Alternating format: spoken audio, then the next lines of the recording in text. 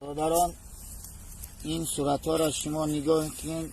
این ما از درون قبرستان یافتیم، روی کردیم. صورت برادر ضیاءالدین نورزاد بوده.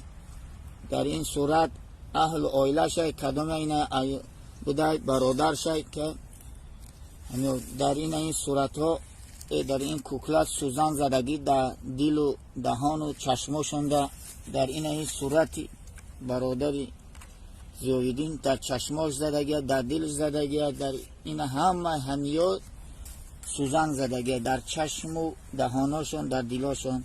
این ایش با ای بستگی، ایش با ای بستگی، همه همیو قلف و چیکار. این صورت دیگه هم در چشماش سوزن زدگی، در دهانش و در همه عضوی چیزش. همیو را از روی نمی قبر یافتیم. ما ای را هوی کرده به خاطر همی شخص همه هوی میکنیم، میپرتاییم. ای را ما هوی کردستیم، میانبند یا بستیم، سر و پا کردیم، سر ایشا پایان سر کلپا بستگیم. ای را ما هوی میکنیم به خاطر الله که برادر مسلمان در عذاب گرفتار نشوه. این همی را ما به خاطر الله هوی میکنیم. همی را سوزنها را از چشماشون میگیریم، همی را میپرتاییم. همی کس بدونه که دشمنش همطری کار میکرده، خود ای کدام جهت باشه، نزدیکان شاید دوراش این همطری کارا کردگه. این همی سوزنها در دلا زدگه، این چندین سوزنها زدگه، ای طرف چپ و راست هم همی سوزن قریب این 4 تا 6 تا 8 سوزن در یک تاش زدگی، در دیگرش هم سوزن زدگی. هر یک کدام یاده 8 تا 7 تا سوزن زدگی در دل و در چیزاشون.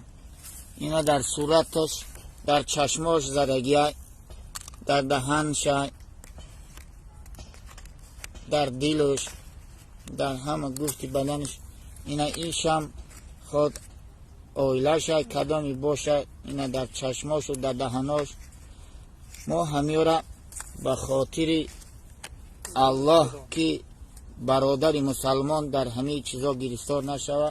اینا این صورتاش هم شما نگاه کنین که همه صورت ها را در چشم و دهانشون در سوزن زدگی، در دلاشون زدگی هم.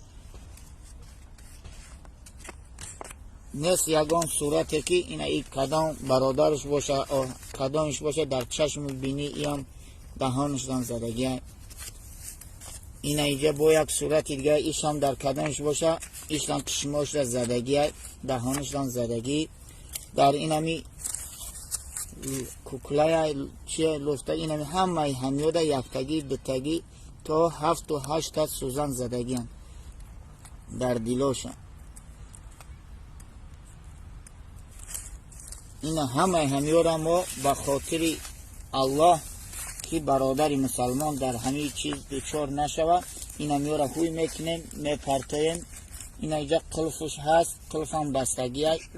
این قلف هم میشکنیم که همین شخص موقع که چیزی هست